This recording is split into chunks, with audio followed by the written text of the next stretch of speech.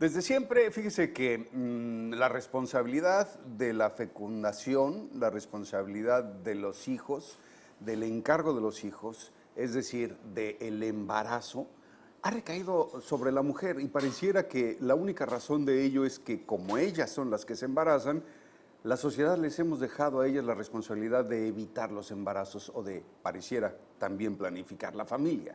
Sin embargo, desde la invención de la pastilla anticonceptiva, lo que podría haber de alguna manera marcado el inicio de la liberación femenina, pareciera que pues ese control lo aceptan a bien, porque tienen control sobre su vida. Pero ¿qué pasa con los hombres? ¿Qué pasa ahora con los hombres que más preocupados por el bienestar de su pareja, más preocupados por compartir esta responsabilidad, se ponen a investigar en la alternativa de métodos para hombres que se estudian y se hacen pocos para ellos? Pero es increíble, hay más alternativas de las que actualmente la publicidad y comercialmente conocemos. Hoy vamos a platicar con nuestro especialista en la materia, el urólogo Andrés Hernández Porras, sobre los distintos métodos anticonceptivos diseñados específicamente para los hombres. Doctor, ¿cómo estás? Bienvenido. ¿Qué tal? Gracias por estar con nosotros. Muy amable, gracias.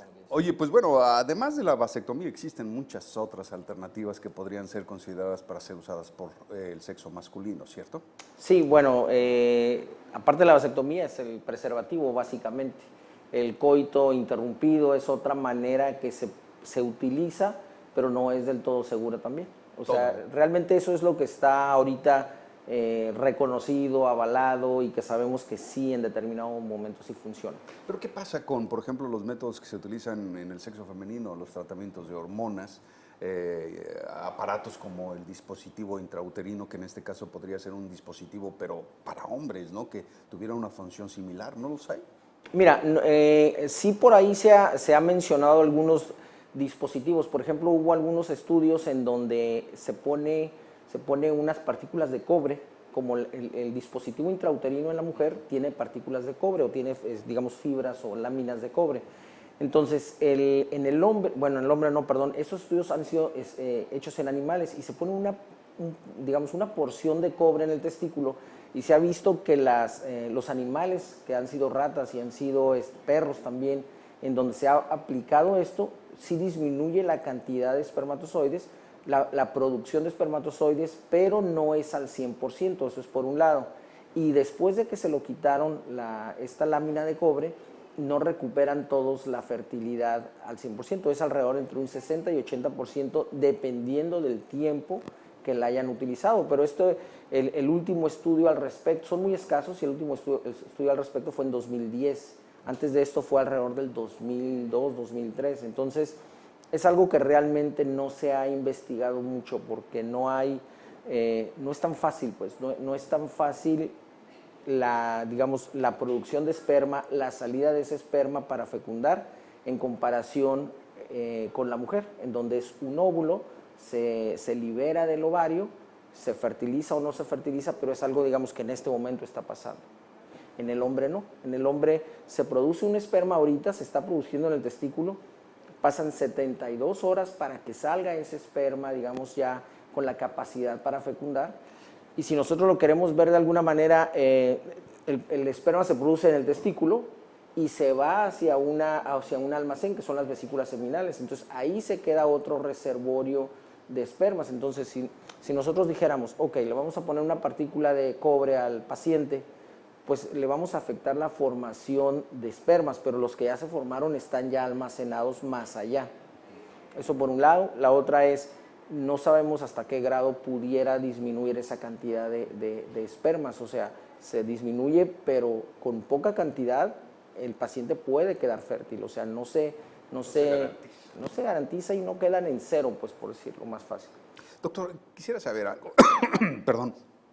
Toda esta tendencia a que la investigación de los métodos anticonceptivos han sido principalmente pensados en el sexo femenino, ¿a qué obedece? ¿A que resulta más fácil la investigación? ¿Resulta más fácil o más conveniente? ¿Es más probable que sea el sexo femenino el que vaya a consumir los productos sobre los cuales se investiguen?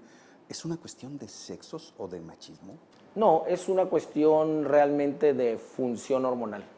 Por ejemplo, igual, si lo quisiéramos ver, hace ratito mencionabas de lo que ha habido, o digamos algún dispositivo.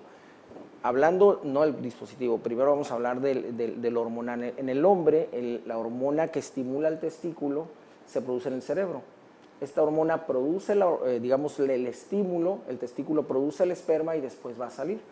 Entonces, estas hormonas que son los andrógenos, nosotros sabemos que si nosotros subimos la manera de engañar al testículo es subiendo esa hormona. O sea, ¿cómo le voy a decir al testículo que no produzca espermatozoides? Bueno, dándole una sobreestimulación hormonal. Pero ¿cómo se va a dar esa sobreestimulación? Tenemos que darle hormonas exógenas o hormonas, digamos, en tabletas o inyecciones, como en el caso de los anticonceptivos en la mujer. Pero esto aumenta los riesgos cardiovasculares. Entonces, por un lado, le estamos dando una un método anticonceptivo, entre comillas, al paciente, pero al mismo tiempo le vamos a dar una dependencia de esta hormona para la erección. O sea, sin la hormona el paciente va a dejar de tener una erección, entonces ya no va a poder, digamos, llevar una vida normal, por un lado. Aumenta su riesgo cardiovascular, el metabolismo se va a alterar, el metabolismo de las grasas se va a alterar, entonces esto aumenta los riesgos de embolia, también por aumento en la hipercoagulabilidad, o sea, la sangre se hace más viscosa. Entonces, por un lado, nosotros pudiéramos dar hormonas y dar, digamos, el beneficio de un anticonceptivo, entre comillas, porque deja de funcionar el testículo, pero no es, digamos, poniéndolo en la balanza, tiene mucho más efectos adversos que beneficios, ¿no? ¿Y eso no sucede con la mujer, en el caso de la mujer? No, porque en la mujer el ciclo es mucho más, digamos, sencillo, entre comillas también, porque la mujer produce un óvulo que si no es fecundado se va a eliminar. Entonces, ese óvulo lo que se hace también es un engaño, digamos, al organismo en cuanto a darle esas hormonas externas. Y cómo funciona el anticonceptivo es diciéndole al cuerpo, ok, sabes que ya ovulaste, ya no necesitas ovular, etcétera, etcétera. Entonces, la paciente lleva su ciclo hormonal de manera normal. Obviamente, si se dan dosis más altas de lo normal, que era lo que pasaba antes, que pues le da algunos efectos secundarios a la mujer. Las mujeres que tienen fibromas mamarios o riesgos de cáncer, bueno, se someten a un riesgo alto. Pero ahora sabemos que esas dosis muy bajas aumentan el riesgo, pero en forma muy moderada, muy controlable, ¿no? Y siguen cumpliendo su efecto de engañar al ovario. Así es. Qué bueno, pues la verdad es bueno saber esto, porque existe la creencia, doctor, de que pues, la industria médica se ha abocado más a trabajar en las mujeres que en los hombres, pues porque los hombres no solemos aceptar con mucha facilidad el hecho de consumir medicamentos para hacernos no fértiles, ¿no? Sin embargo, pues esto ya quedó demostrado que es distinto, por lo menos el doctor ya nos explica las razones médicas y científicas por las cuales se ha trabajado más con el sexo femenino que con el masculino. Sin embargo, los hombres seguimos cada vez más interesados en compartir esta responsabilidad, doctor. Y han surgido algunos mecanismos, algunas propuestas de, ¿cómo podríamos llamarles? ¿Serían mecanismos o aparatos? En Alemania surgió uno que es muy famoso, que está teniendo una publicidad en redes sociales enorme. Seguramente a ustedes ya les tocó ver esto. Es un switch que se instala en la zona de los testículos y literalmente abre o cierra los conductos. Eso es al menos lo que su publicidad promete. ¿Qué hay de cierto en esto? Mira, realmente no hay nada publicado en uso en humanos hasta donde yo sé.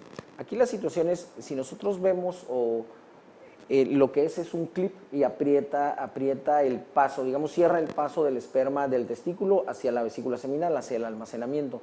Entonces, pudiera uno pensar al ver la promoción de que el paciente va a tener relaciones, cierra el switch y ya puede tener relaciones de manera segura.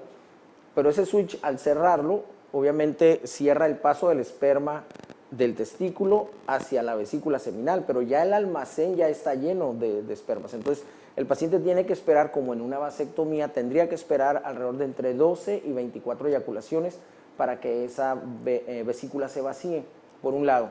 Pero la otra situación es de que cuando nosotros, el conducto deferente, que es por donde pasa el esperma, mide entre 3 y 5 milímetros por fuera, pero la parte de adentro mide alrededor de 1 milímetro o menos. Entonces, si nosotros cerramos esa zona, nosotros vamos a promover una inflamación y esa inflamación eventualmente va a producir una cicatriz que va a cerrar permanentemente el paso del esperma. Entonces, si nosotros tenemos una pinza o un clip que cierre de manera externa, es como si se hiciera una vasectomía realmente. La posibilidad, habría que ver qué tanta posibilidad de recuperación hay después, porque esa inflamación no la puedes evitar. O sea, el clip va a apretar de todas maneras. Entonces, desde el punto de vista visual, está muy atractivo definitivamente, porque uno ve cómo está el clip, lo activas desde afuera y dice, bueno, pues qué suave, qué cómodo y probablemente qué económico, no lo sé, pero a fin de cuentas las consecuencias que pudiera tener habría que verlas. Entonces yo creo que no es algo que pudiera, se necesita perfeccionar mucho, algo que pudiera funcionar a corto plazo, ¿no? Pues bueno, ahí está, para ustedes que nos solicitaban que preguntáramos sobre el tema, ya está respondida la pregunta y pues la verdad, por lo pronto volvemos a quedar con este resultado final. El método más conveniente o más usado es la vasectomía y después seguido, como decías, doctor, ¿verdad?, del preservativo, ¿no? Así Como es. método de control masculino. Así es. Muchísimas gracias por tu visita, Doc. Por favor, danos tus números de contacto si es tan gentil. Claro que sí, es el 634-1138 en Tijuana y la página urologo.com.mx. Urólogo Andrés Hernández Porras con nosotros aquí en Como Cada Mañana. Gracias. Te esperamos la próxima semana. Claro que sí, muy amable. Vamos a hacer una pequeña pausa. Acompáñenos, por favor. El programa apenas va a la mitad.